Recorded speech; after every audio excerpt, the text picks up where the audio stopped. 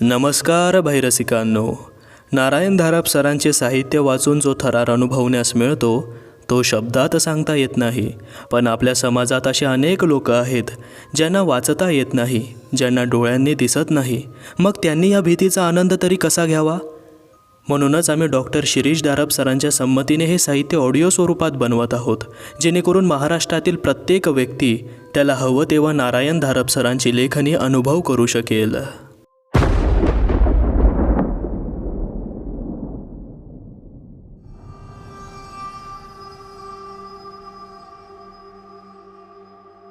अर्ध्या तासात ते चंदनवाडीत पोहोचले. गाडी लांबच थांबवावी लागली. बंगल्याच्या चौकात लोकांची मोठी गर्दी जमली होती. गर्दीतून वाट काढत काढत ते दोघं फाटकापर्यंत पोहोचले आणि येडाम समोर पाहतच राहिले. ज्या जागी काल संध्याकाळपर्यंत एक टुमदार दुमजली बंगला होता तिथे आता काहीच नव्हतं. एवढंच नाही, बंगल्याच्या जागी मोठा खड्डा पडला होता. फाटक उघडून ते आत जायला लागताच एका पोलिसाने त्यांना अटकले. पण अदबीने, साहेब आत जायला बंदी आहे. इन्स्पेक्टर वगैरे कोणी आहेत का? तिकडे आहेत. आवारातल्या कोपऱ्याकडे बोट करीत पोलीस म्हणाला. त्यांनाच भेटतो. ठीक आहे. पोलीस काहीच बोलला नाही. येडाम आणि त्यांच्या मागोमाग कल्हार आत शिरले. समोर 8-10 फुटांच्या खोलीचा मोठा खड्डा होता. तळाशी पाणी साचलं होतं. चारी बाजूंनी पुरुषभर उंचीच्या अर्धवट भिंती उभ्या होत्या. खालच्या पाण्यावर तेलकट तवंग होता. पाण्यावर कागद, प्लास्टिकच्या पिशव्या, लाकडाचे तुकडे, प्लास्टिकची एक लाल थाळी असं तरंगत होतं. एका देखण्या इमारतीची पार नावनिशाणीही पुसली गेली होती. येडाम इन्स्पेक्टरांच्या दिशेने निघाले. त्यांना आपल्या दिशेने येताना पाहून इन्स्पेक्टर बोलायचे थांबले. त्यांच्यापाशी पोहोचताच येडामने खिशातून कार्ड काढून ते इन्स्पेक्टर समोर केलं. माझं नाव येडाम. ज्या प्रॉपर्टीत स्फोट झाला ती मी भाड्याने घेतलेली आहे. या शब्दांनी अर्थात इन्स्पेक्टराचं सगळं लक्ष येडामकडे वळलं. प्रॉपर्टीचे मालक सदावर्ते म्हणून आहेत. माझा डेव्हलपर बिल्डरचा व्यवसाय आहे. हा सर्व बंगला प्लॉट सदावर्ते यांच्याकडून विकत घेण्याची माझी कल्पना होती. पण मग भाड्याने? त्याचं काय आहे इन्स्पेक्टर साहेब? प्रॉपर्टी किमतीची आहे. सौदा हातातून जायला नको होता. वाटाघाटींना, व्यवहाराला कधी कधी वेळ लागतो. तेवढ्यात आणखी कोणाचा शिरकाव नको एवढ्याचसाठी हा भाडेपट्टा करून ठेवला. म्हणजे राहण्यासाठी नाहीच घेतलात?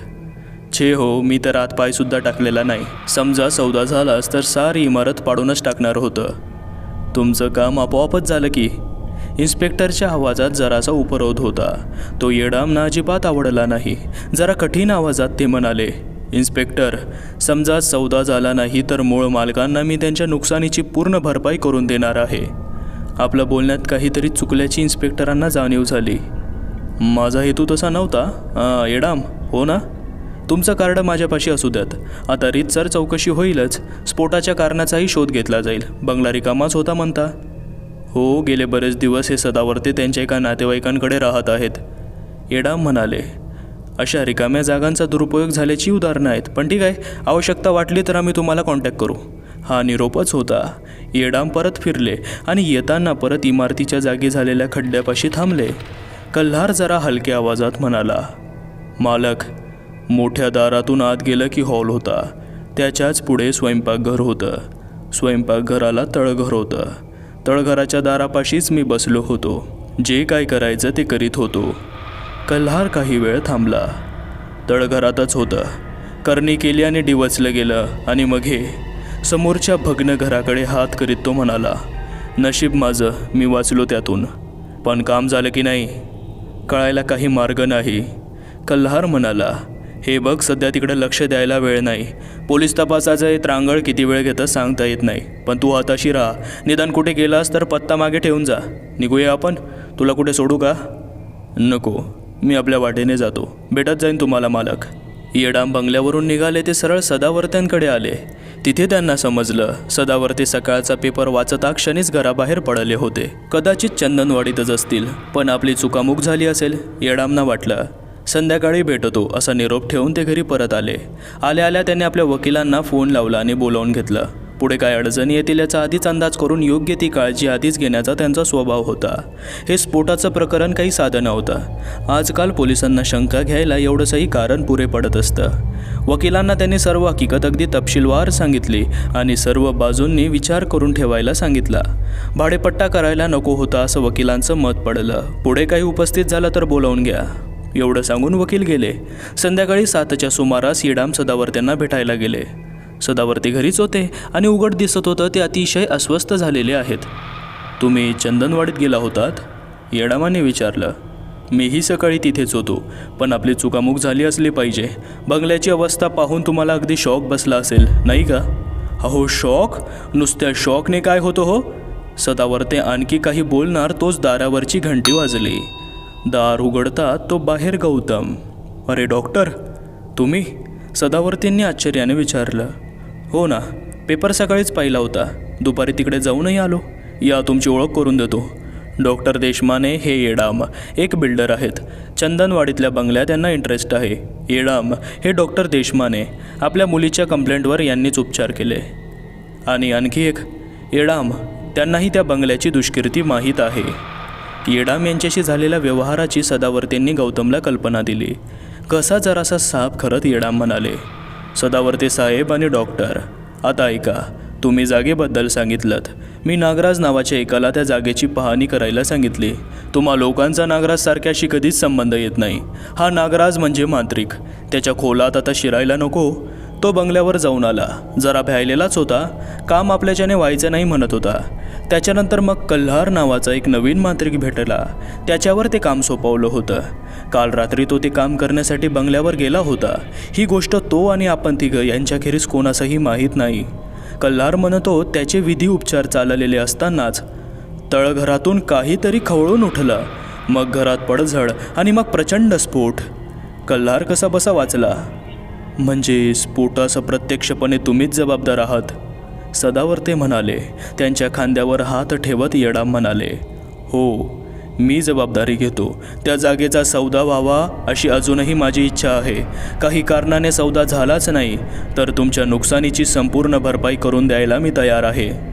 येडाम जराशी हसत म्हणाले. सदावर्ते, पोलिसांना काय संशय आला माहीत आहे?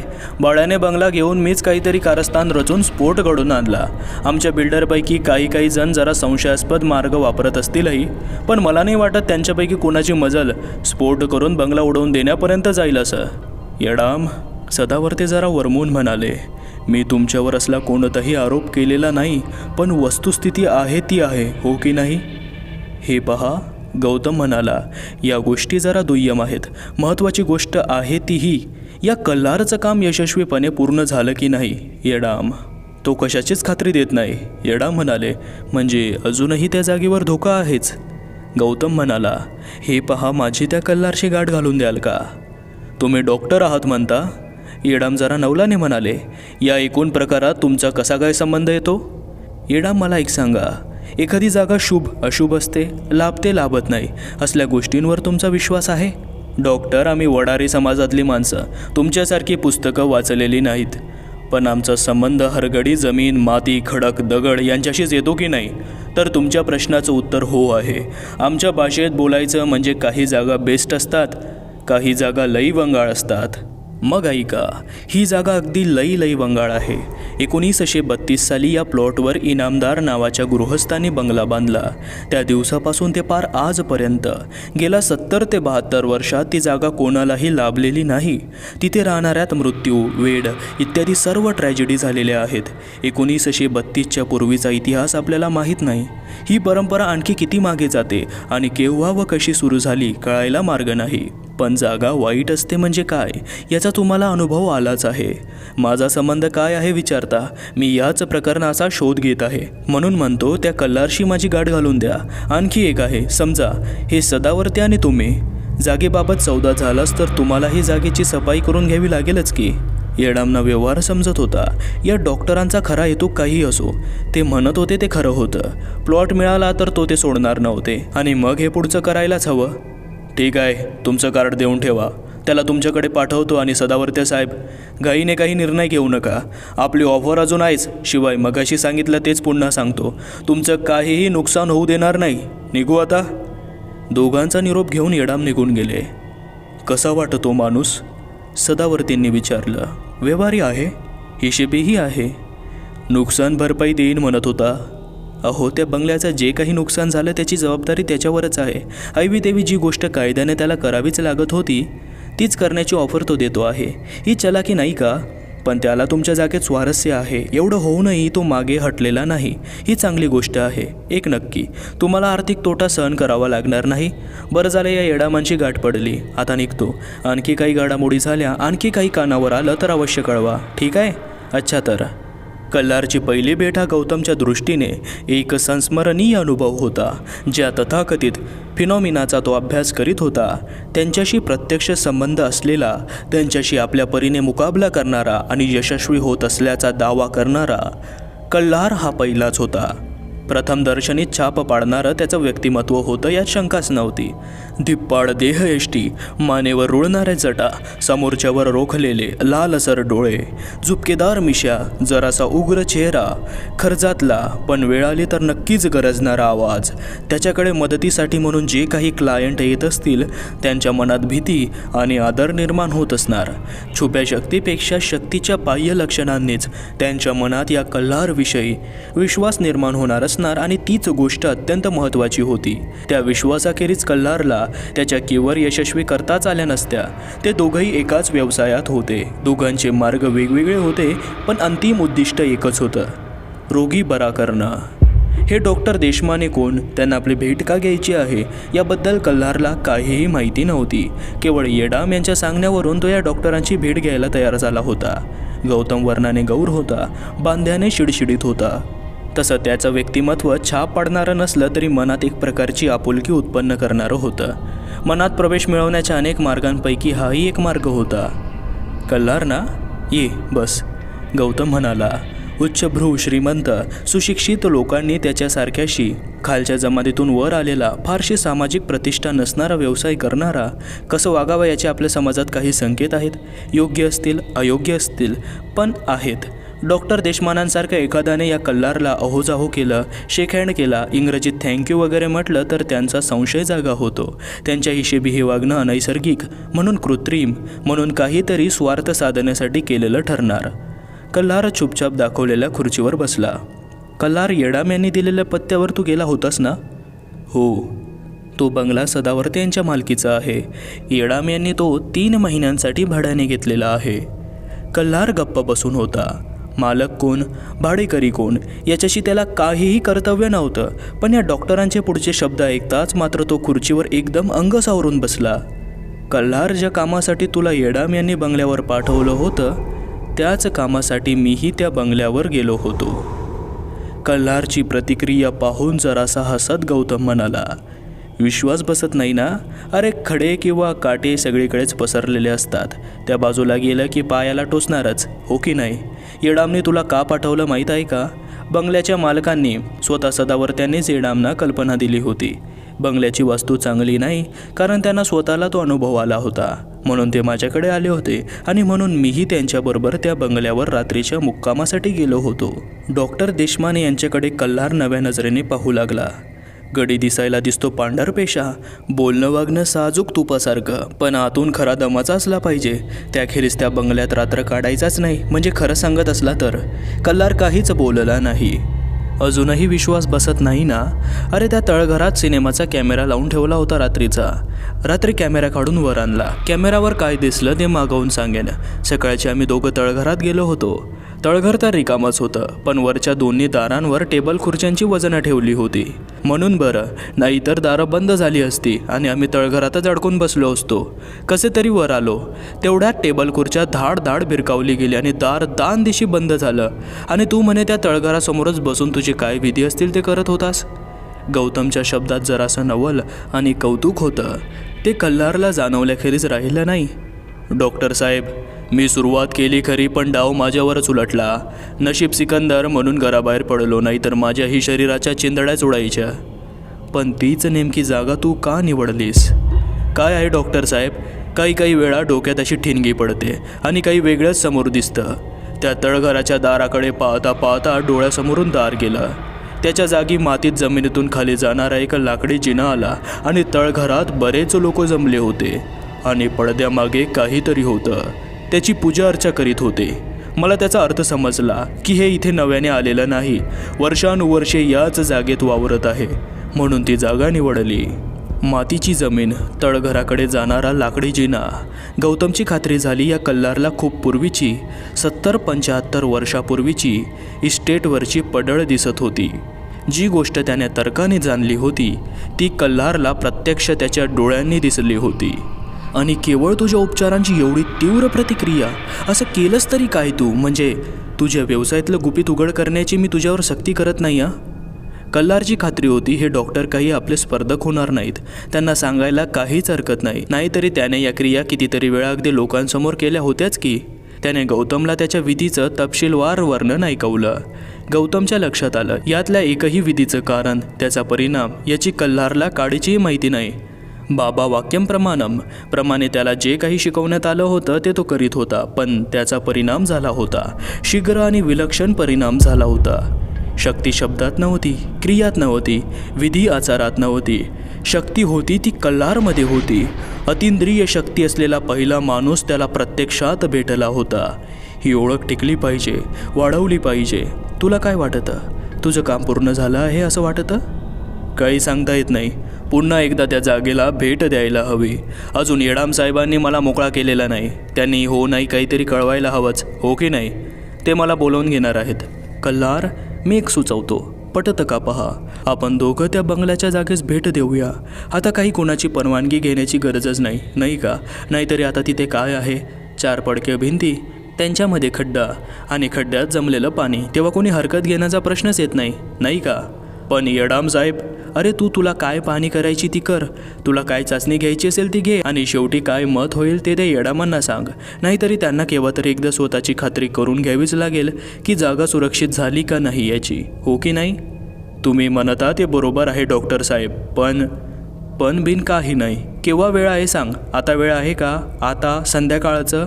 अरे तू तर मध्यरात्रीचा गेला होतास, तेव्हा सगळी तयारी करून बरोबर नेली होती. पण आता कुठे 2 हात करायचे आहेत आपल्याला, नुसतं पाहायचं आहे. ठीक आहे, चला. गौतमने गाडी अलीकडच्या चौकातच थांबवली. आधीच ती बंगल्याची जागा म्हणजे कुतूहलाचा विषय झाली होती. आता अशा अंधाराच्या वेळी एखादी गाडी तिथे थांबली की पाहणाऱ्यास नवल वाटणारच, आणि आसपासचे लोक घरात वावरताना सुद्धा खिडकीतून अधूनमधून एखादी नजर त्या जागेकडे टाकत असणारच. ते दोघं फाटकापाशी आले. गेल्या काही दिवसात अंगणात लोकांची इतकी वर्दळ झाली होती की त्या वास्तूला खाजगीपणा असा काही राहिलाच नव्हता. ते दोघं सावकाश पुढे गेले. जिथे घराचा बाहेरचा दरवाजा होता तिथे जाऊन थांबले. समोर फुटभरावरच खड्डा सुरू होत होता. घराचा तळमजल्याचा सर्वच्या सर्व भाग वरच्या मजल्यासह कोसळला होता. या स्फोटाला केवढी जबरदस्त शक्ती लागली असेल. गौतमने मनाशी विचार केला. स्वयंपाकघरात अगदी 2 सिलेंडर होते आणि दोन्हींचा स्फोट झाला असं समजलं तरी एवढा विध्वंस शक्य होता? पोलिसांना वेगळाच संशय येत होता. त्याचं नवल करण्याचं कारण नव्हतं. 1 पाऊल पुढे टाकताच नजर खाली जात होती. आता खालचं पाणी काळं दिसत होतं. त्यात काही दिव्यांची प्रतिबिंब दिसत होती. मनावर खिन्नतेची छाया येत होती. गेली कितीतरी दशकं ही जागा एक विषारी गुपित वागवत आली होती. विषारी, घातकी आणि शक्तिशाली. समोरचं दृश्य रहस्यमय तर होतंच, पण त्यात एक अनैसर्गिक भीतीचाही अंश होता. कल्लारच्या खांद्याला हलका स्पर्श करीत गौतम म्हणाला, कल्लार, बघ, तुझ्या खास नजरेला काही दिसतं, जाणवतं का ते? या डॉक्टरांना आपण एका शब्दाने ही कल्पना दिलेली नसताना त्यांना आपल्या त्या नजरेची माहिती कशी झाली? त्यांना माहिती होती, पण त्यांच्या शब्दात चेष्टेचा किंवा उपहासाचा अंशही नव्हता. हा अगदी राजा माणूस आहे. कल्लारला वाटलं. त्याने आपली नजर त्या काळ्या पाण्यावर एकाग्र केली. डोक्यात अगदी मागे तो झणत्कार झाला. प्रकाश तसाच अंधुक होता, तरीही कल्लारच्या नजरेला एक भेदक धार आली होती. त्या साठलेल्या काळ्या पाण्याच्या तळाशी काहीतरी होतं, एखाद्या अगडबंब देवमाशासारखं. पण त्याचा चांगला पंजा एवढा एक डोळा उघडा होता, लाल निखाराच, आणि ती नजर वर काठावर उभे असलेल्या त्या दोघांवर खेळली होती. गौतमचा हात धरून कल्लारने एकदम त्याला मागे खेचलं. त्याच क्षणी पाण्यातून चांगला 3 फूट लांबीचा लोखंडाच्या नळाचा एक तुकडा गरगर फिरत हवेतून झपाट्याने आला. ते दोघं हलले नसते तर नक्कीच त्या दोघांच्याही डोक्यावरच आपटला असता. नळ खणखणत मागे पडला. आता प्रश्नोत्तराची काही गरजच उरली नव्हती. आणखी काही उत्पात होण्याआधीच ते दोघं भराभरा पावलं टाकीत फाटकाबाहेर आले. त्या खणखणाटाने एखादा अतिचौकस माणूस काय आहे ते पाहायला तिथे यायचा. त्याआधीच गौतमने कल्लारचा हात धरून गाडीच्या दिशेने चालायला सुरुवात केली. चालता चालता गौतम बोलत होता, म्हणजे त्याचा नाश झालेला नाही, तो तिथेच आहे आणि आपण तिथे आल्याचं त्याला जाणवलं होतं, बरोबर? हो. कल्हार, काही बिदागे घेऊन तू येडामांचं काम अंगावर घेतलं आहेस. ते तुला पूर्ण करायला हवं. मीही मनाशी ठरवलं आहे, या प्रकरणाचा शेवट झाल्याखेरीज गप्प बसायचं नाही. आपण दोघांनी मिळून काम करायचं ठरवलं तर दोघांचा फायदाच होईल, हो की नाही? हो, ते खरं आहे. मग तू तयार आहेस माझ्याबरोबर काम करायला? हो. यावेळी कल्हारचा प्रतिसाद झटपट आला. छान, मग भेटूया पुन्हा. चल, तुला सोडतो कुठे हवे तिथे. त्याची गाडी आलेली आणि गेलेली कोणाच्याही नजरेस पडली नाही.